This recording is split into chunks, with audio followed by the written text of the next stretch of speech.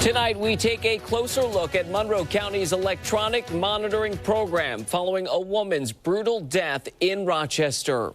Good evening, I'm Matt Malloy. Questions surfacing after Walter Balcom Jr., a four-time convicted felon, had his ankle monitor removed by a judge just days before his girlfriend was beaten to death.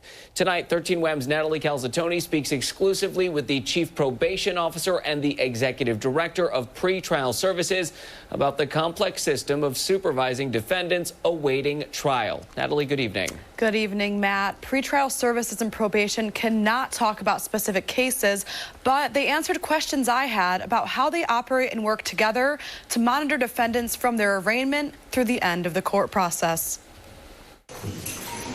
The case of four-time convicted felon Walter Balcom Jr. and the court-ordered removal of his electronic monitoring device is raising questions about how pretrial services works in conjunction with Monroe County's probation department. Pretrial is from the time of arraignment, the person gets arrested, all the way up until the time that they're sentenced. Charlene Leisman is the executive director of pretrial services.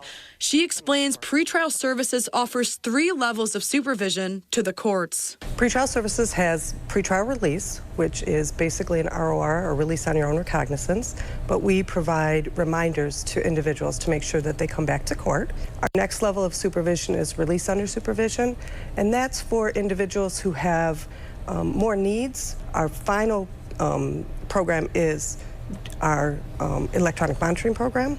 Leisman tells me the program assigned to the defendant is always the court's decision.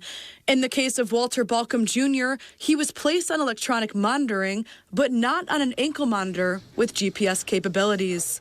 Pretrial services can provide GPS monitors for defendants, but only after a judge orders it.